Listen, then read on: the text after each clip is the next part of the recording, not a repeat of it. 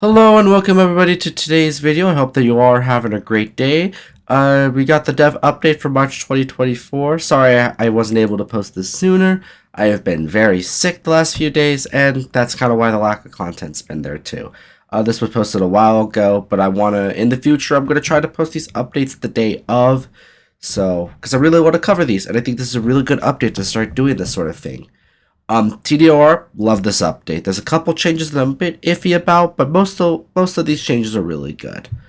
I will be covering this stuff in the PTB when it releases, so keep an eye on that here. And if you want to see that stuff early, you can go to my Twitch, twitch.tv/jaws7557 to go check that out, and I will make sure to be posting the stuff on the PTB there first, as I stream the PTB before I post anything about it on YouTube. Anyways, let's get started with this dev update. The Twins are getting a major update, and I'm super excited about this. Reduce the time it takes to switch back to Charlotte to 1.5 seconds. Reduce the time it takes to unbind Victor to 0.75 seconds. Reduce the time it takes to charge Victor's pounce to 0.85 seconds, and added the ability to recall Victor at any point while he is unbound. Added the ability to switch between Charlotte and Victor when near a hook survivor. Love these changes. Makes Twins feel a little better to play. Twins is one of those killers that I think is not fun to play, in my opinion. Like, Twins is pretty miserable to play and play against. Next changes are they're updating 7 more add-ons. The Victor's Pounce no longer latches onto healthy survivors. Victor can no longer be kicked after successful pounces that don't latch onto survivors. Victor's Pounce now latches onto dying survivors. Other survivors can crush Victor to help them, and Victor will automatically return to Charlotte after 20 seconds. While Victor is attached to a survivor or holding a survivor in a locker, Charlotte gains 10% haste. This effect is lost prematurely if Charlotte hits a survivor, and survivors near Victor while he's latched onto another survivor are no longer revealed by Killer Instinct. These are good changes for the survivor side. I love how they're focusing on both survivor and killer side for these changes. Love these changes. I wish we got more info on the add-on changes, but it is what it is. I'm excited to see what this is all about, where like he latches onto a dying survivor. I kind of really want to see more of that. I can't wait. This turns Victor away from a slugging into like a hit and run cut part of the killer, which I love. I think it's an awesome change. As some of you guys know, I did a video a while back on Blight, Billy, and Onryo when they got changes, doing a before and after, and I will be doing that for Twins as well. Since Twins is the only one getting a major update, I'll be doing a couple games of each, so I'll be excited to kind of share that sort of stuff with you guys. So make sure to look out for that. And they added the visual terror radius accessibility setting, makes it so that Victor's grunts are like seen with it, and a Victor will glow red whenever he's vulnerable to being crushed. Accessibility settings for the killer and for survivor side, which I love. I think it's a really good change. But like I said, overall, love the changes. Blight. Improved collision detection to reduce cases where Blight slides off of objects. I know this is a controversial topic right now. I personally like these changes. Higher level Blights don't like these because you can no longer hug tech, but I think these are good changes. As someone who's kind of in more intermediate Blight, I bounce off. Like when I'm running towards something, expecting to bounce off of it and slide off of it, it's super frustrating. Personally, I don't like that, because it's really hard to know what you can slide off of and what you can bounce off of. I think this is a good change. It helps the beginner and intermediate Blights with bounces, and it kind of it kind of like shadow nerfs the killer a little bit, which Blight needs. Like, Blight is the second strongest killer. I think Blight mains can live, you know. Overall, good change. Hadfield. Updated map layout to reduce overall size, reduce the length of hedges and fences to create more openings, adjusted various houses to reduce strength of strong loops, reduce the number of houses on the map, all remaining houses can be entered, added pallets and lockers along the edge of the map, updated street tiles to feature more pallet loops, and adjusted pallet loops and park tiles. I love these changes. It removes the strength from the houses and puts them into the middle of the street and the outside of the map. I played this game when old Haddonfield existed, which was atrocious. It was so bad for killer. And it's a lot better now, but I still think it's pretty miserable to play on either side. As Survivor, trying to find where gens are and find places is a little frustrating at times, and as Killer, there's a lot of strong loops that Survivors can abuse. I'm glad that they're adjusting it, especially this one right here where they're adding lockers along the edge of the map. Killers like Huntress, Dredge, and Trickster need these kind of changes, especially Dredge and Trickster. Like, there's, and Huntress too, but Huntress recently got a buff that I think kind of makes this change unnecessary for them. But I think these are overall really good changes. And it makes it so that Haddonfield's less of a bad map for Dredge. There's some maps like Hawkins that are terrible maps for Dredge, and I kind of hate when killers are very good on some maps, but very terrible on others, you know? I'm glad that they're doing something to that with Haddonfield. On to the first of the changes that I'm not a big fan of, the Decisive Strike change. Increased stun duration to 5 seconds and added a new stabbing animation when DS is used successfully. I like the new animation. I think it's cool. We haven't seen it yet, but I hate this change. I know that Otts talked about this and it said that some killers should get changes where they lose their power tokens instead when they get stunned, which is something that I think they should do.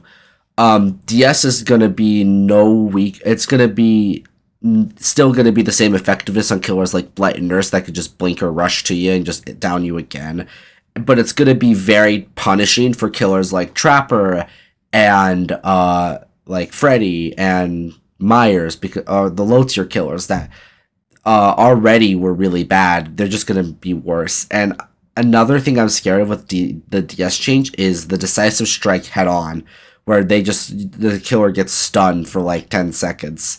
I am not excited about that change at all, like about that combo coming back. And I by no means like the tunnel. I don't like the tunnel at all, but I know that there's going to be more people in my games that are going to force DS. I know it. So I expect people to run more Moris. I expect, like for killers, I expect Survivors to run this perk even more. I expect killers to run counters to this. I expect a lot of stuff. And it's going to be really unhealthy for the game. So that's just my opinions on the DS change. I'm not a big fan of it. Adrenaline. Adrenaline can no longer activate if you're hooked when the gates are powered. Reduce the speed boost duration to 3 seconds. And Adrenaline no longer causes you to wake up when facing Freddy. Awesome changes. I know this is another point of controversy right now, but I love the Adrenaline changes, especially this first change where it no longer activates if you're hooked when the gates are powered. It makes Adrenaline a bit more of a tactical perk. You have to think a bit more when using Adrenaline. Do you go save a survivor that's on a hook and risk being hooked yourself, or risk that gen being kicked before Adrenaline activates so that they can use Adrenaline, or do you finish the gen and commit and unhook them knowing that they may have had Adrenaline and they can't use it?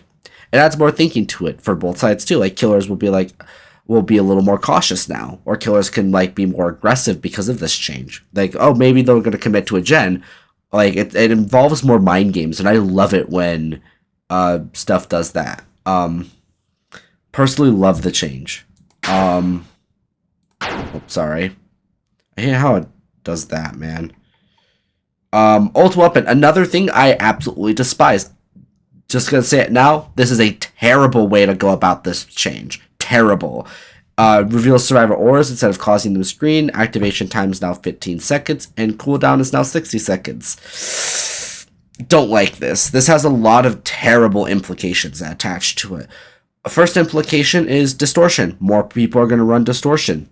Just going to say this right now. Because of people running distortion, it's going to make other ore reading perks, builds, and characters who rely on ore reads a little weaker. Which I think is a very bad idea. Like the scream is a little annoying, and it's good on those killers, but it's making it so that distortion is going to be even more popular. It's already a pretty good perk, and I'm a little scared about it. I think this is a terrible change, personally. I think it's a very, very bad way about going about it.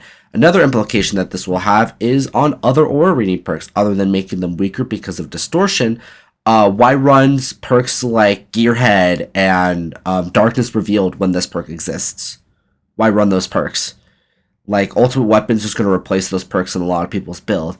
Because, like, right now, I don't see a lot of people running Darkness Revealed and Gearhead, which I think they're criminally underrated perks. I think they're so underrated, but this is going to push them even further down, which I think is a terrible decision on Behavior's part. I really hope that this change doesn't make it to live. Out of all of the things that of this update, this is probably my least favorite change. Out of all the things in this update, I think Ultimate Weapon is a terrible, terrible idea. I would rather have its current effect than this, because when it gets changed to this, it's going to have a lot of bad implications and a lot of bad side effects. On to some other good things, though. Emblems are getting a change where they remove the ability to depip. And they said in the dev notes, with the emblems being solely used for monthly rewards, it felt needlessly punishing to lose a pip after a rough match. Love this. It would be different if emblems were still used as a way to for your matchmaking, but it's not used for that anymore because we have MMR. I personally love this change. It makes it so that even if you have a terrible game, like you get tunneled or you get camped, you don't get punished for that sort of thing. However, the only bad side effect of this I would see is people who kill themselves on hook are going to be more likely to do so. They're going to be punished less when they game end themselves, which I think is a very bad way. I hope Behavior makes some changes to prevent that sort of stuff. On to something that's super exciting, the store update. Visual overhaul to the entire store menu, added specials tab, added collections tab, added bundles, Killer Mori animations can now be viewed in the store, added a weekly gift to be claimed for free. Couple things I'm excited about. The weekly gift, again, oh my god, that fucking thing is so annoying. I'm excited about this weekly gift right here. I'm super excited. I will say. Super, super excited. And they have a lot of potential with this. Also, Killer Mori animations could now be viewed in the store. Does this mean we're going to get Mori animations or Moris as a cosmetic? I'm excited about it. Also, this looks clean. This looks so fucking clean. I love this so much. I can't wait to see it, like, in the game. I can't wait. Archives. New tomes in the respective rifts will open the same day as the update, and a new bundle option, which grants the Premium Rift and 20-tier head start for a discounted price. I think a lot of people are misinterpreting this discounted price. I'm assuming it's a discount price compared to buying the Premium Rift and 20-tier separately. I'm assuming that's what it is. It's just buying them separately. It's going to be discounted. I don't think everyone's going to buy this, but for people who don't play the game very much, they probably will. I hope they do something similar to like Overwatch, where we get a free cosmetic thrown in. I think that'd be kind of cool. If not, this is still a super, super awesome thing for more casual players that they want to get through the tome. And also tomes being the day of the update, super, super good change by Behavior. Makes it so that we don't have to wait a day for a tome to come out, which is honestly really exciting. But what are your guys' thoughts on the dev update? Like I said, most of the changes are really good. There's a couple changes, mainly the DS and Ultimate Weapon changes, that I'm not a big fan of. But what are your guys' thoughts on it? I'd love to hear your guys' thoughts in the comments. But I hope you all have a fantastic rest of your day, and I will see you all in the next video. Bye!